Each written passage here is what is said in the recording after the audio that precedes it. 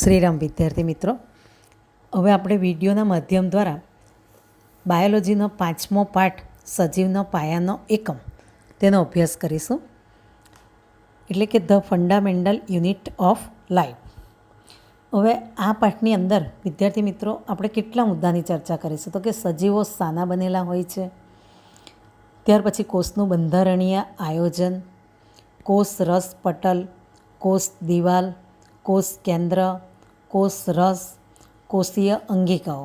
કોષીય અંગિકાઓની અંદર તમે લાઇસોઝોમ્સ, રિબોઝોમ્સ, અંતઃકોષરસ જાળ, હરિતકણ વગેરે જેવી અંગિકાઓનો પણ આપણે અભ્યાસ કરીશું. તો અહીંયા સૌથી પહેલાં તો આપણે જોઈએ કે કોષ કોને કહેવાય. તો રોબર્ટ હુક નામના વૈજ્ઞાનિકે એક બૂચનો પાતળો છેદ લીધો, એટલે એની છાલમાં એણે અનેક નાના નાના ખાનાઓ જોયા, જેની રચના એને મધમાખીના મધપૂડા જેવી જોવા મળી. તો બૂચ એક પદાર્થ છે જે વૃક્ષની છાલમાંથી આપણને મળતો હોય છે. તો રોબર્ટ હુકે તેમના સ્વનિર્મિત સૂક્ષ્મદર્શક યંત્રની અંદર અવલોકન કર્યું અને આ ખાનાઓને તેણે કોષ તરીકે ઓળખાવ્યા.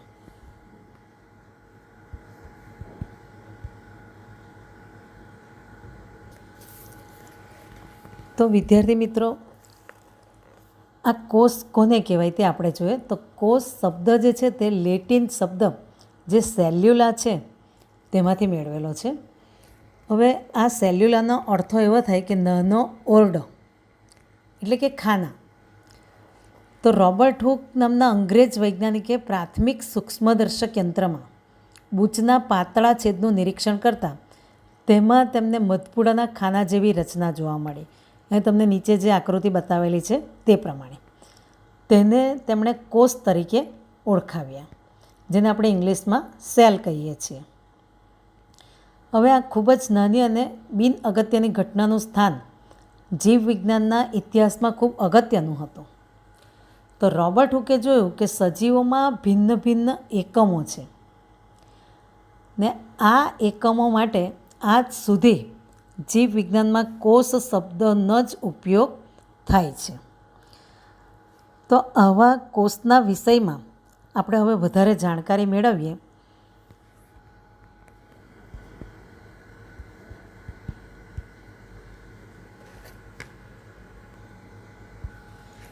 વિદ્યાર્થી મિત્રો, અહીંયા જે તમે આકૃતિ બાજુમાં જુઓ છો તે સેમ તમને દેખાય છે કે આ મધપૂડાની પહેલી આકૃતિ જે છે તે મધપૂડો તમે કદાચ જોયો હશે ક્યાંક, તો તેના જેવી રચના તમને જોવા મળે છે. અને બાજુમાં જે છે બીજી આકૃતિ તે એને જ આપણે બતાવેલી છે, થોડી મોટી કરીને, જે ખાના ખાના જેવી રચના જોવા મળે છે. તો તેને આપણે કોષ તરીકે ઓળખીએ છીએ. વિદ્યાર્થી મિત્રો, તમને 1 માર્ક્સમાં એક સવાલ પૂછાશે કે કોષની શોધ કોણે કરી અને કેવી રીતે? તો તમે એનો જવાબ આપી શકો કે કોષની શોધ રોબર્ટ હુક નામના વૈજ્ઞાનિકે બૂચની છાલમાંથી લઈને તેના અભ્યાસ દ્વારા કોષની શોધ કરી હતી. હવે આપણે કોષની રચના સમજવા માટે એક પ્રયોગ જોઈએ. આ પ્રયોગ પણ તમે આગલા ધોરણોમાં શીખી આવેલા છે કે ડુંગળીના કોષનો અભ્યાસ કરવો, જેને આપણે વનસ્પતિ કોષ તરીકે ઓળખીએ છીએ. તો આપણે હેતુ પહેલાં જોઈએ તો ડુંગળીની છાલના કોષના હંગામી આસ્થાપન તૈયાર કરવું.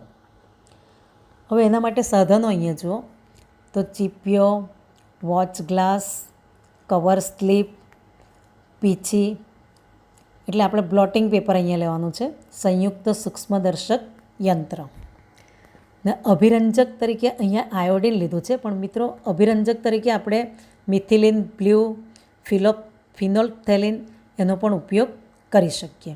અને મિથાઇલ ઓરેન્જનો પણ અભિરંજક તરીકે ઉપયોગ કરી શકાય. હવે એ પદાર્થ તરીકે છે ડુંગળીનો કંદ, એટલે કે ડુંગળીનું પાતળું પડ. તો હવે આપણે આને તૈયાર કરવાની છે સ્લાઇડ.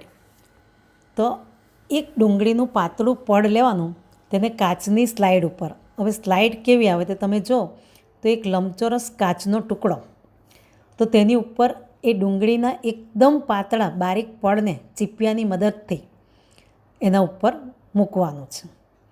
હવે આ પાતળા પડને પાણી ભરેલા વોચ ગ્લાસની અંદર મૂકવાનું પહેલાં, ને કાચની સ્વચ્છ સ્લાઇડ પર પાણીનું એક ટીપું મૂકી તેના પર ડુંગળીના પાતળા પડને ટુકડો મૂકો. જ્યારે આપણે ડુંગળીનો ટુકડો મૂકીએ સ્લાઇડ ઉપર ત્યારે એ વાતનું ખાસ ધ્યાન રાખવાનું કે તેમાં એર બબલ્સ તો નથી રહેતા ને જો રહેતા હોય તો એને બ્લોટિંગ પેપર એટલે કે સહી ચૂસ પેપર વડે એને ચૂસી લેવાનું વધારાનું પાણી, એટલે એ સમસ્યા દૂર થશે.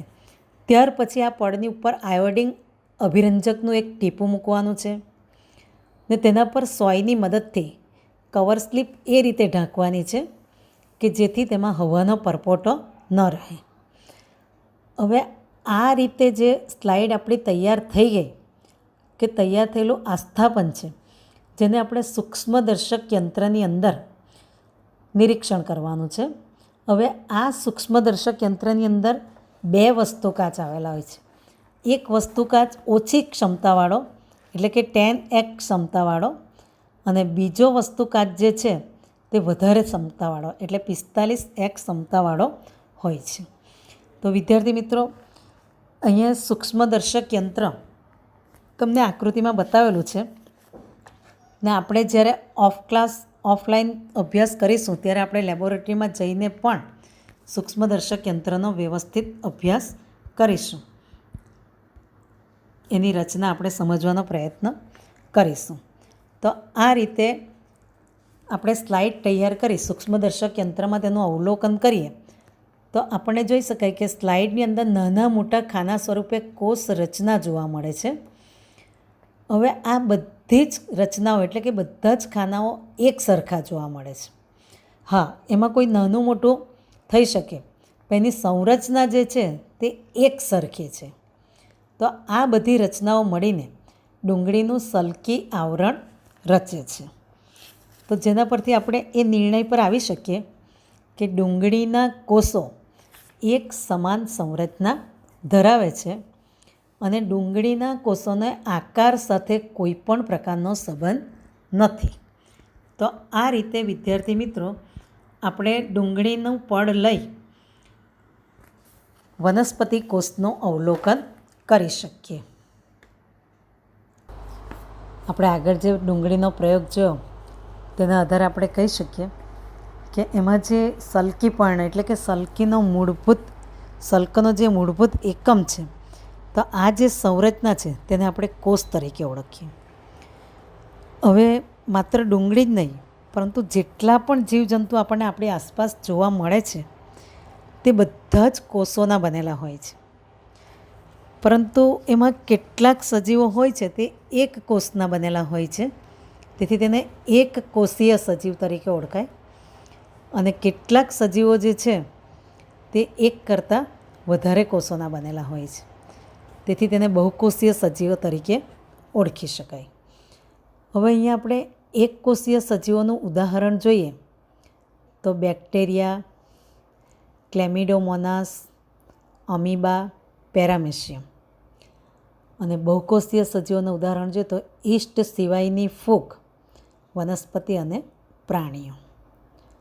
તો આ થઈ ગયા એક કોષી સજીવો અને બહુકોષી સજીવોના ઉદાહરણો. હવે આપણે એને માની લો કે એક કોષીય સજીવ અને બહુકોષીય સજીવનો આપણે તફાવત લખવો છે.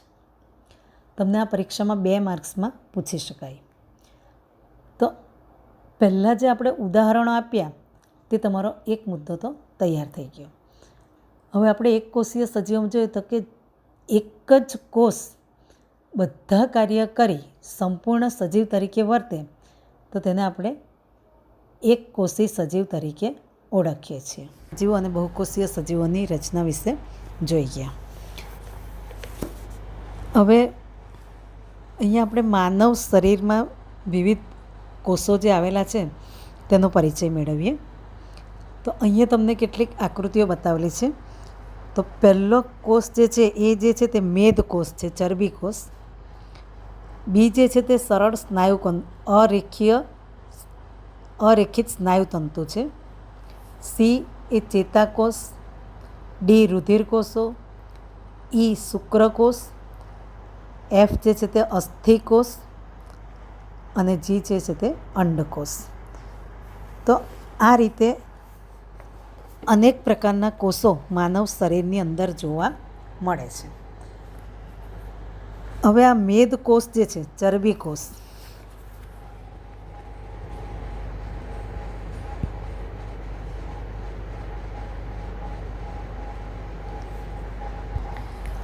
તો વિદ્યાર્થી મિત્રો, એ મેદકોષ એટલે કે જેને આપણે ચરબી કોષ તરીકે પણ ઓળખીએ. બી જે છે તે અરેખિત સ્નાયુકોષ, એને અનસ્ટ્રીપ મસલ્સ તરીકે પણ ઓળખાય, જે હૃદયની અંદર આવેલા હોય છે. ત્રીજો ચેતાકોષ જે છે તે માણસના મગજની અંદર જોવા મળે છે. ત્યાર પછી રુધિરકોષો, તેમાં રુધિરકણો, ત્રાકકણ, શ્વેતકણ વગેરે આપણે જોઈ શકીએ.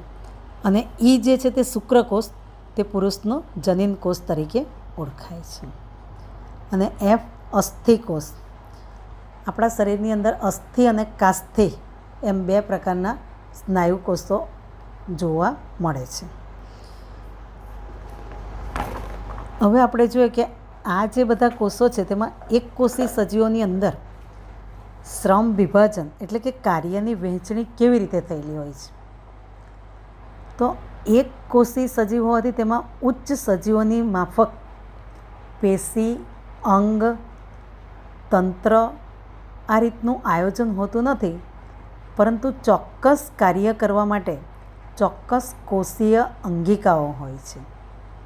હવે કોષમાં ચોક્કસ દ્રવ્યનું નિર્માણ, અન્નકોષનું પાચન, કોષોમાંથી ઉત્સર્ગ દ્રવ્યને દૂર કરવા વગેરે કાર્ય આ ચોક્કસ અંગિકાઓ વડે થાય છે.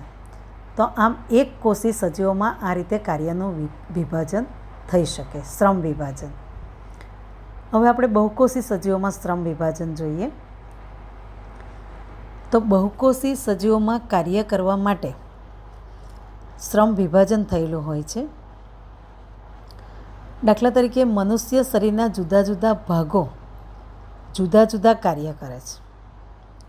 આપણું હૃદય જે છે તે રુધિર પરિવહનનું કાર્ય કરે, જ્યારે જઠર એ ખોરાકના પાચનનું કાર્ય કરે છે. તો આવા સજીવોમાં કોષોના આકાર પણ નિશ્ચિત હોય છે, જેમ કે ચેતાકોષ, રક્તકણ, વિવિધ પ્રકારના સ્નાયુકોષ વગેરે. તો આમ એક કોષી સજીવોમાં અંગિકા સ્તરે, જ્યારે બહુકોષી સજીવોમાં પેશી, અંગ કે તંત્ર કક્ષાએ.